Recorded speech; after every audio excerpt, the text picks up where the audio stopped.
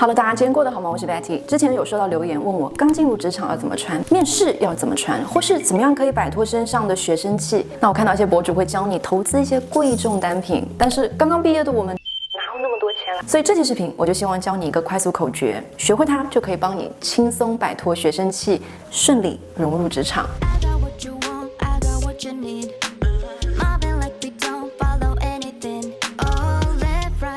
那这期视频啊，是一期比较特殊的看剧学穿搭特辑。这次我要拿来举例学习的是《奶酪陷阱》和《小小姐们》这两部剧集。那我自己个人很爱的演员金高银就在这两部剧集里面分别饰演了校园场景和职场场景这两个不同时期的角色。那这期我就从单品、造型以及气质提升3个维度，为你总结了5个帮你快速摆脱学生气、瞬间融入职场穿搭标准的穿搭窍门。另外，在结尾也依旧有我自己对于这些着装单品的选择以及个人的演绎，所以如果想看普通人日常怎么穿，记得一定要看到结尾哦。刚刚进入职场的我们没有什么经验，眼神里面也必定会带着一些迷茫，所以这时候选择衣服和搭配的逻辑就是选尽可能符合我们气质，衣柜里面已经有而且能够托起我们气质的这一类搭配和单品。那在职场场景里面呢，穿衣优先是从正式往日常休闲去排列，色彩角度是从低饱和往高饱和，明度由暗到亮，设计感由基础到丰富。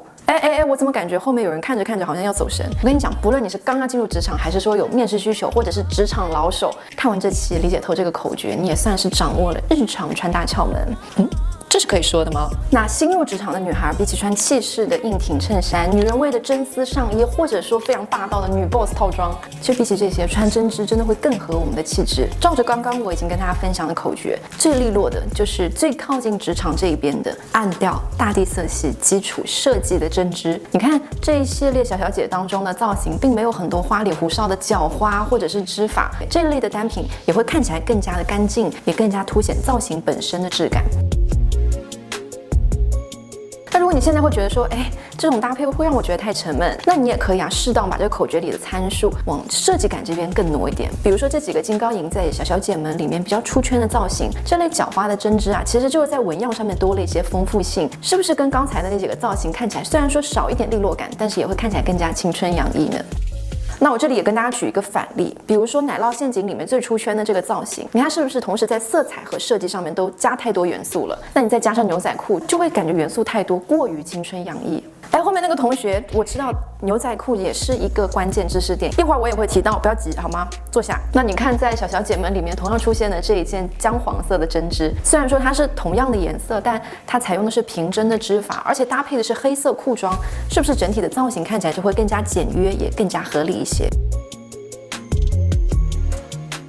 那职场里面除了针织之外有些场合也的确不可避免要穿西装外套。这里呢，同样套用一下我们刚刚的那个口诀，大地色加暗调加合身的廓形，是不是看起来就1秒融入职场？那同样在这个点里面也给大家做一下对比，比如说奶酪陷阱里面这几套浅色系加宽松廓形的西装，是不是看起来造型也会更加休闲？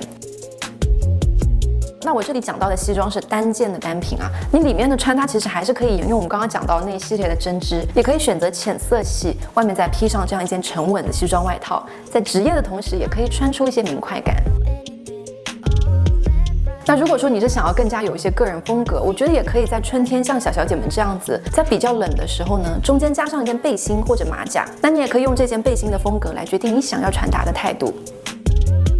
那初入职场让人最头大的一个场景就是正式汇报或者需要穿一整套正式着装的时候，这时候其实是非常容易露出学生气和职业着装的违和感的。那我这里呢就从穿搭和个人气质这边给你2个小小的窍门。穿搭方向呢，记得穿这类正式服装的时候一定要保证自己的妆发是干净利落的。特别提醒，如果你是穿了一整身很正式的下半身却穿了一双运动鞋，在正式着装下面穿过于运动的单品反而会毁了你一整身的搭配。那在气质或者表现方面，在这类正式场景里面最需要注意的就是不要让自己露怯。比如说你在汇报工作的时候，你的表现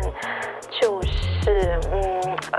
这个我之前有做过调研，这个市场目前来说的话，它也还是在扩张的。这样就会跟你的衣服完全搭不上。所以我在这里要教你的口诀就是微笑，讲话用一点力，然后坚定的眼神。这个我之前做过调研，这个市场目前是还在扩张的状态。你看是不是好多了？那如果你想要看更多这类与职场相关的窍门或者故事的分享，弹幕或者评论区留言告诉我。OK， 那我们聊回穿搭。如果说你恰巧是在学校里面喜欢少女风格的这类女孩子，你可以参考小小姐们的马甲裙的搭配方式。那如果恰好你的衣柜里面也是有背心裙的，把内搭换成更加简练的白色衬衫，这类搭配保留了一部分的少女感，但同时呢又是一个非常得体的职场知性穿搭的造型。不过这里要注意，尽可能还是要选择你的元素都更加贴近职场这边的单品，不要太过于花哨，不要有花边等等。那最后就是要跟大家分享一件大家衣柜里面一定都会有的，就是牛仔单品，特别是牛仔裤，它真的太容易踩到雷区了。你同样放到我们这个口诀里面去对比，你就会发现最适合职场的裤装或者牛仔裤装就是暗色调、低饱和、没有设计感的基础款。那你看看小小姐们这部剧集里的牛仔裤，你看是不是都顺应了这个口诀？基本上都是清一色干净的基础款，深蓝黑色的配色，搭配廓形的衬衫穿也是非常利落的造型。反之，但凡你牛仔裤上面水洗花哨了一点点，或者上面再来1-2个破洞，或者牛仔裤的颜色过浅，就会显得过于休闲，也少一份职业感。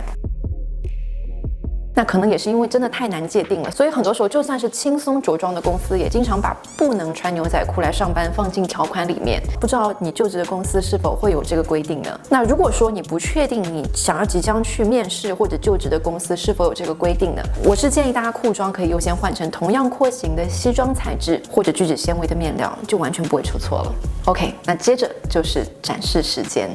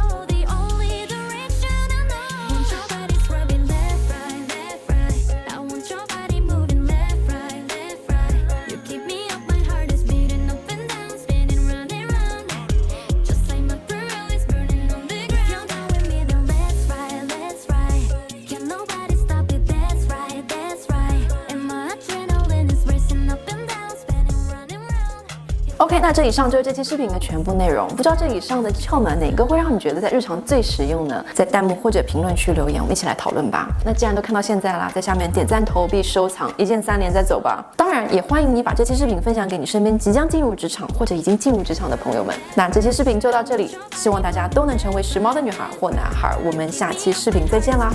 拜拜。